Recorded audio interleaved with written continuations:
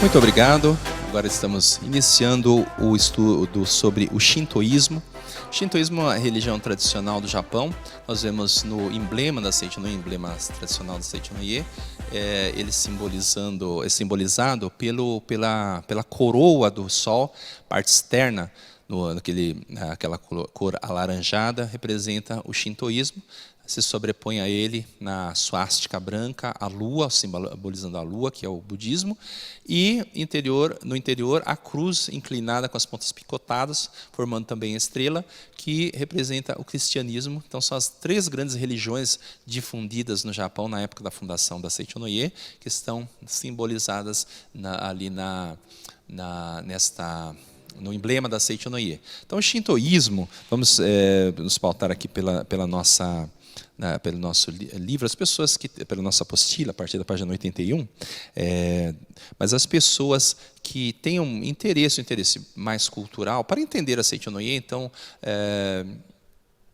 lendo a própria literatura da Seicho-no-ie, mas as pessoas vamos ter todas as respostas, mas as pessoas que têm um interesse cultural, tem pessoas que gostam muito da cultura japonesa, querem conhecer mais sobre o Shintoísmo, então existe literatura especializada, não é nossa proposta aqui, mas que nós tenhamos pelo menos uma visão para saber como ela se encaixa dentro da Seicho-no-ie e por que o mestre faz tantas referências. Nós vemos que ele se refere muito ao Shintoísmo, então tenhamos esta visão. Então nós vamos fazer um breve estudo. Existe um famoso dito de que os japoneses ao nascerem são abençoados em um santuário shintoísta e seus funerais são realizados no ritual budista.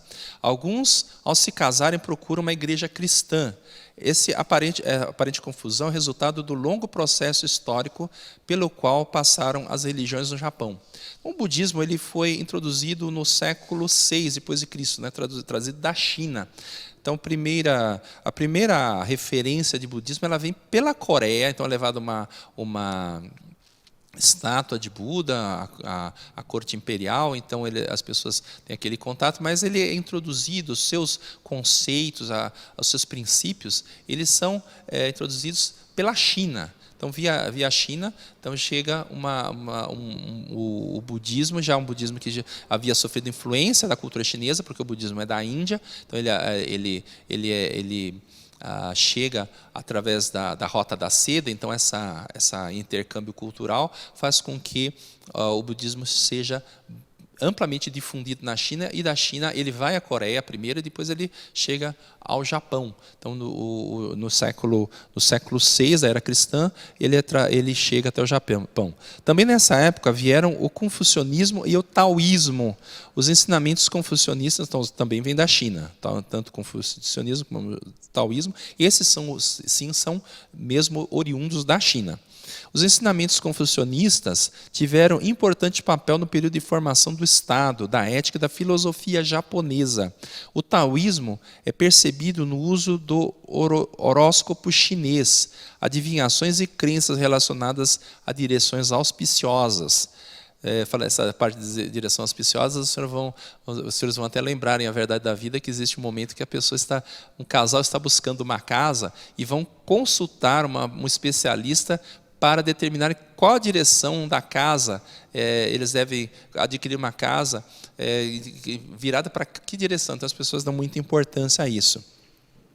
Já o cristianismo chega ao Japão no século XVI, marcadamente através dos trabalhos missionários dos jesuítas. Então os portugueses descobriram a rota, já haviam chegado em Macau, na China, e descobrem a rota até o Japão, e junto com a colonização, não, o contato, esse próprio contato comercial dos japoneses, chegam os missionários jesuítas. Então, ele é introduzido no século XVI, mas durante mais ou menos 20 anos, o cristianismo ele pôde se desenvolver, mas depois ele foi muito reprimido, uma vez que, como eles chegam juntos com as propostas comerciais e o governo japonês percebe que existia uma tendência de querer explorar as riquezas do Japão por parte de potências como a Inglaterra, que posteriormente, primeiro a Holanda, que descobre, depois os japoneses descobrem a rota para o Japão, e depois os ingleses. Então, o shogunato Tokugawa resolve se fechar o país para os países estrangeiros, e a religião, nesse momento, que eles acabaram associando a religião com os estados com os quais eles não queriam mais manter contatos, então desencadeia-se a partir daí uma brutal perseguição ao cristianismo. Inclusive, é interessante que o Brasil teve o primeiro santo brasileiro foi o Frei Galvão, faz pouco tempo, né? Frei Galvão, agora temos a Irmã Dulce, mas aliás, não tenho nem, acho que já foi canonizada assim, Irmã Dulce. E o Japão, há muito tempo, tem 23 santos, porque justamente o caminho mais curto para a canonização é o martírio.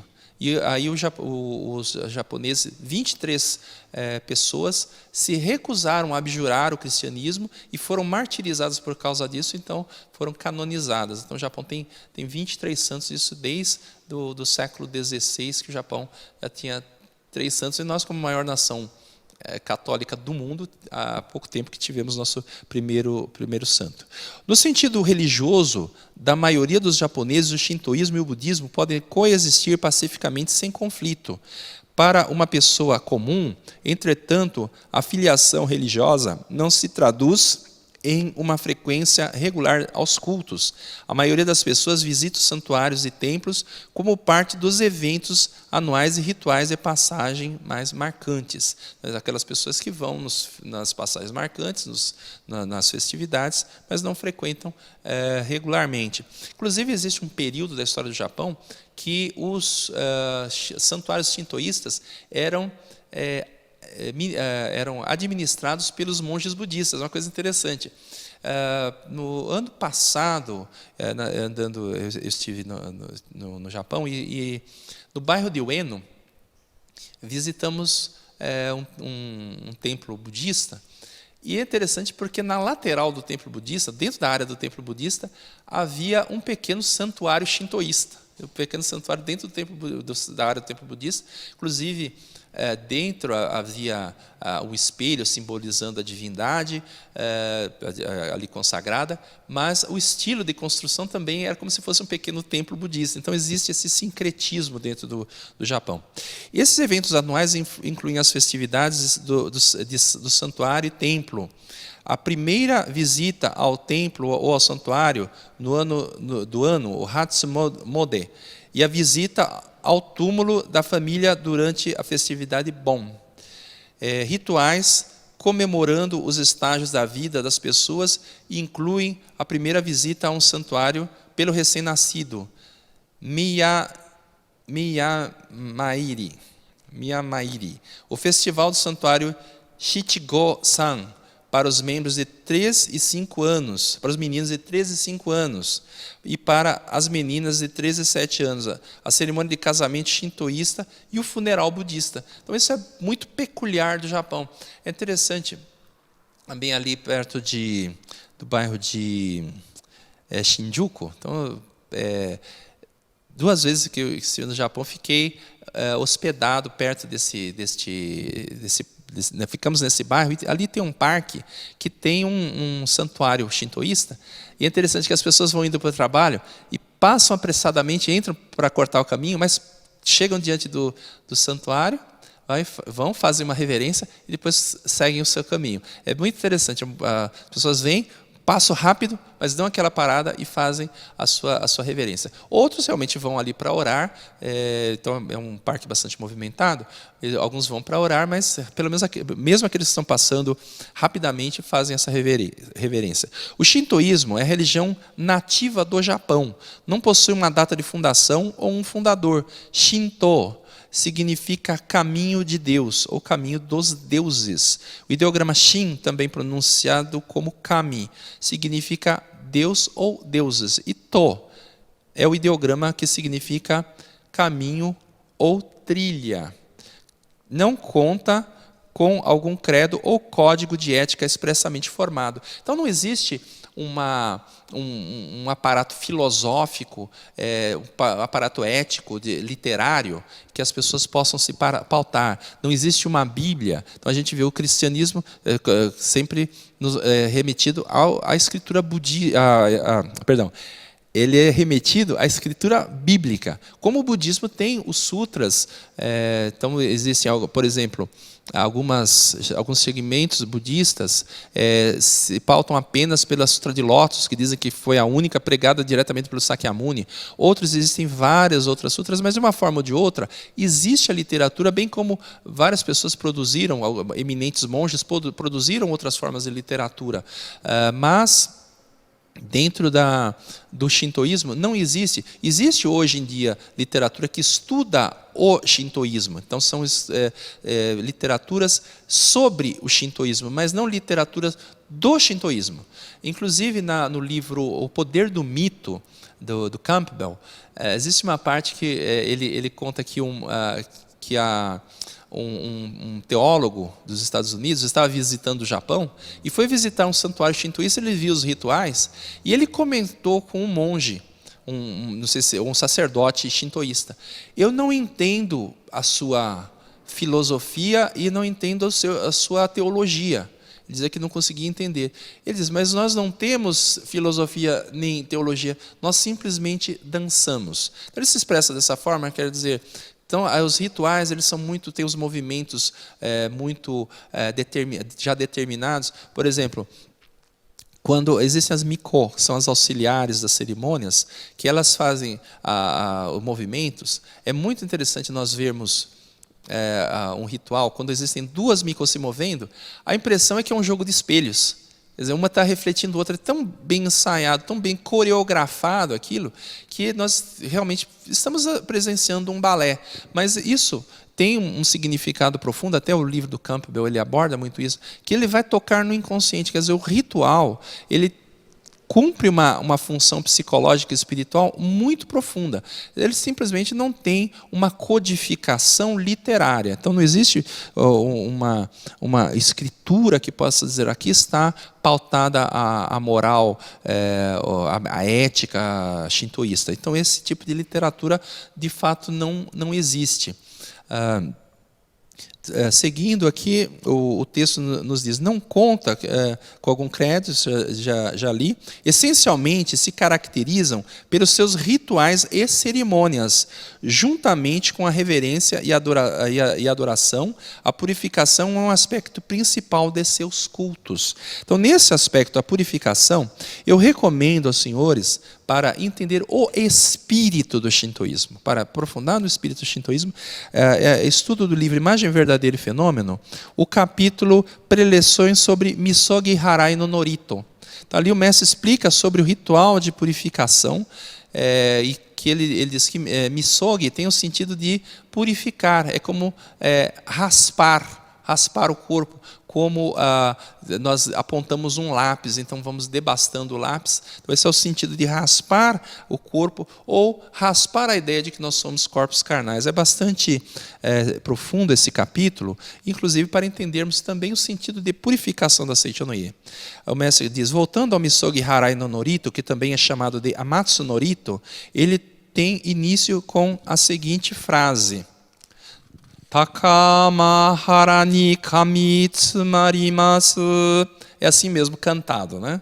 Deus permanece no Takamahara. Takamahara já é do conhecimento de todos, pois surge várias vezes nos livros clássicos japoneses. Mas essa palavra não é o nome de uma determinada região.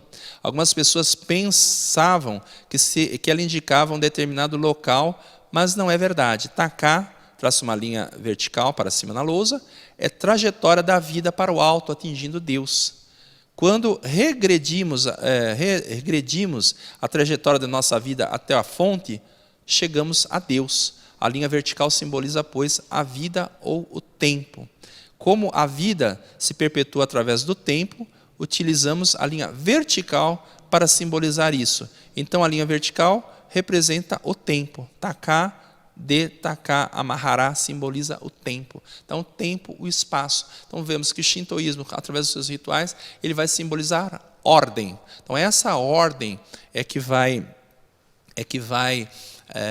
pautar todo o ritual shintoísta. Então o sentido de reverência, de respeito, assim, até quando se está formando um sacerdote shintoísta, ele deve copiar exatamente os movimentos do antecessor, que é um exercício de anulação do ego. Não existe nenhum espaço para colocar um estilo próprio, para colocar uma nova ideia. Simplesmente a anulação para chegar ao coração puro do antecessor. Então, essa é a busca, a purificação. Todo o processo é de purificação. E as pessoas que vão ao ritual shintoísta, mesmo sem entender, elas têm a sua alma purificada através do ritual. Uma coisa que nos é próxima, todo mundo, se não tem uma filha que foi fazer a apresentação de balé, tem uma sobrinha, a gente vai assistir aquilo, começa aquela música, e a gente vê aquele movimento ordenado do balé, a nossa alma vai se serenando, porque a ordem, o tempo, ele simboliza a ordem. Então, o tempo, por isso diz que o tempo cura tudo. O tempo vai ordenando as coisas. E o Shinto, justamente, o seu objetivo é ordenar todas as coisas são postas em ordem. Diferentemente da Seichonoye, diferentemente, eu diria, das grandes religiões, como o próprio Islã, que não, a Seichonoye, durante alguns anos, nós até hoje temos essa abordagem, tivemos alguns cursos específicos e hoje faz parte de certa literatura da Seichonoye. O Islã, o cristianismo, o budismo, são religiões que têm a sua fonte literária, a sua base literária. Então, e a Seichonoye, sobretudo, que o mestre Masaharu Taniguchi, quando algumas pessoas dizem que no Japão não surgem religiões com filosofia. E o mestre diz, a religião mais filosófica do mundo é a Seichonoye. Então nós temos uma vasta literatura e nós temos um vasto aparato filosófico. Então isso é uma diferença bastante marcante entre nós e o shintoísmo, mas a essência realmente é o que o mestre Masaharu Taniguchi, é um sentido de purificação e essa ligação vertical com o divino, com Deus, e a ligação horizontal, no sentido de desenvolvimento do tempo, de ordem, e de controlar o mundo perceptível, visível e tangível através da mente. Então, o histórico do shintoísmo, assim rapidamente, quando a sua origem remonta a tempos da introdução do sistema de arrozais na era Yayoi. Essas eras do Japão, sempre que entra um imperador novo, então inicia-se uma nova era. Então, 300 a.C., mais ou menos na época 300 a.C., começa essa era antiga.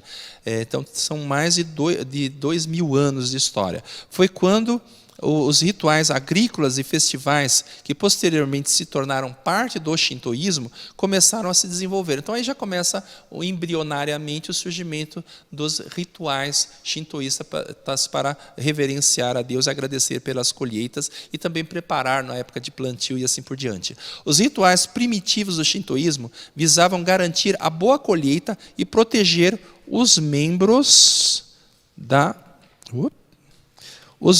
comunidade envolvida na sua produção.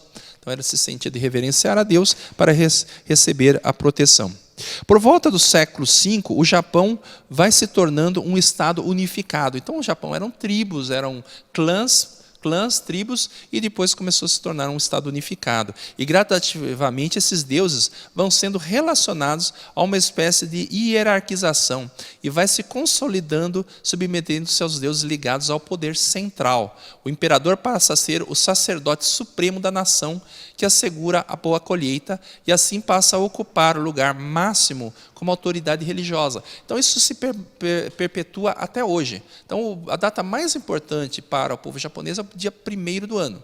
Então todo ano o imperador faz um grande ritual do início do ano. Ele sempre faz esse ritual, as pessoas já sabem que ele fará aquele ritual, ele tem ainda esta função religiosa e até o final da Segunda Guerra Mundial, o imperador era considerado um deus vivo. E ele renuncia, até como imposição das potências aliadas, uma das imposições que ele renunciasse a essa posição, dizendo, eu sou simplesmente um ser humano.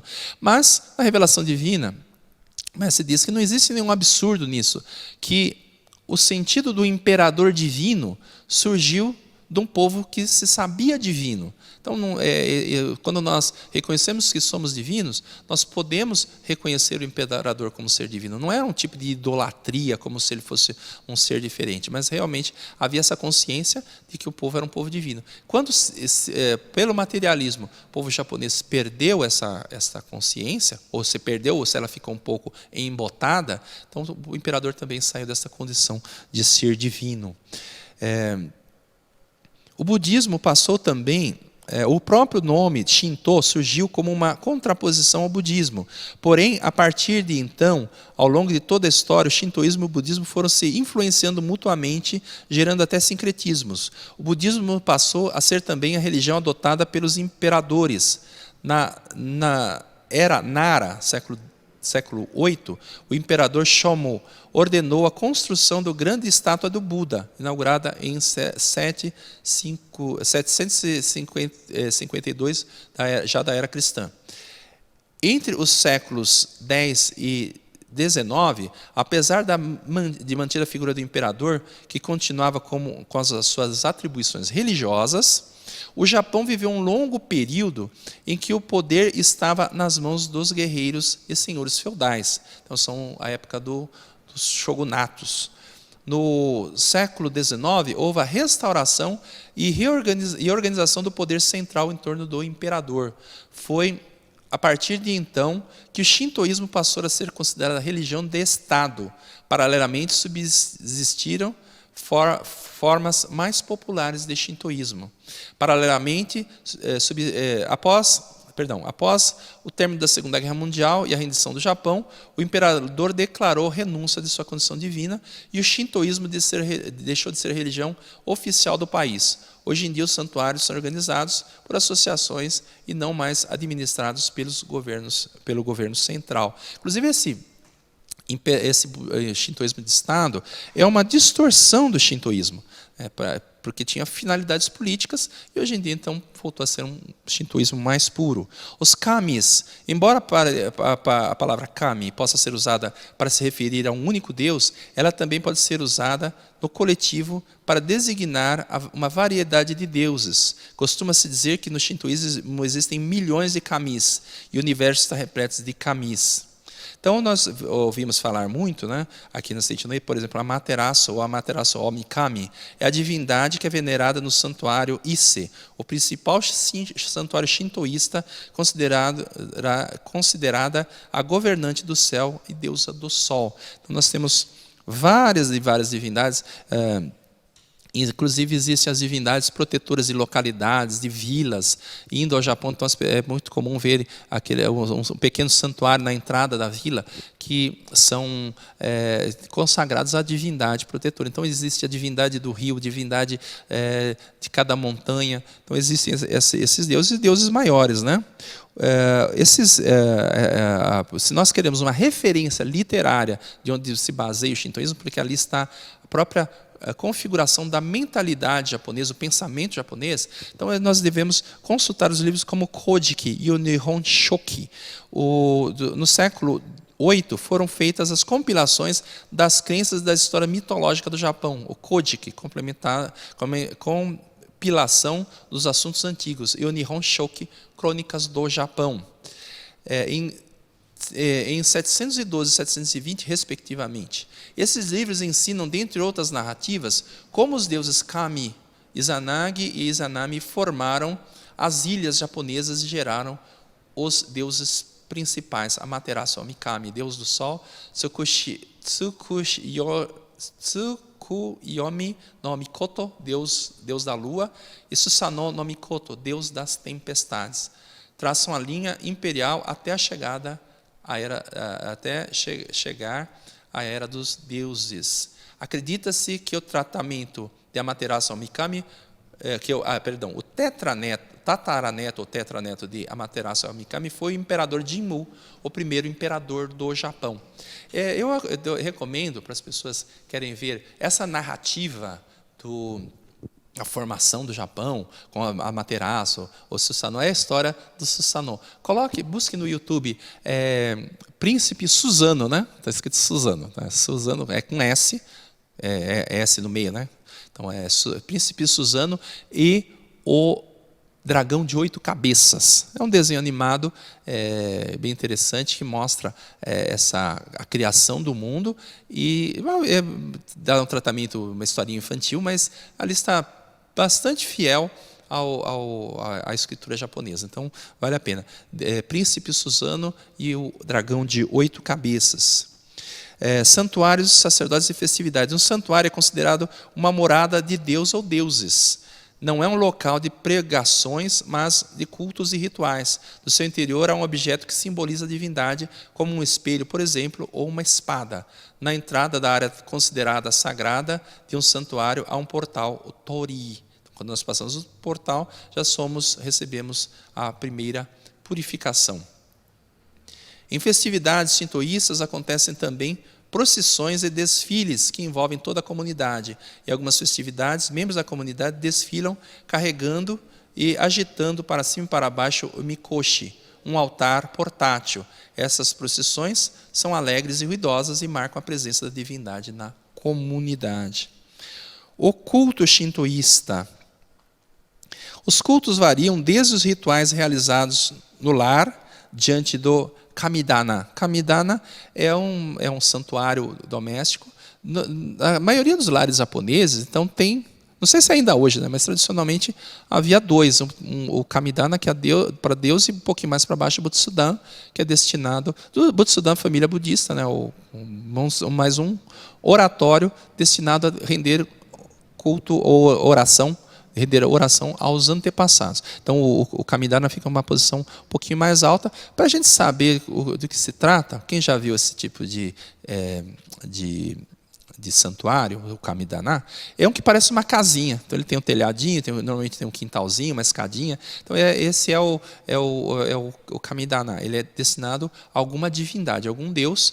E o oratório é um outro tipo de configuração, não tem essa formação de casa com telhadinho. Mais ou menos isso. Isso é assim, para a gente definir isso visualmente, né, o que é uma coisa e outra. Mas o Kamidana, ele é destinado a instalar algo que represente algum deus.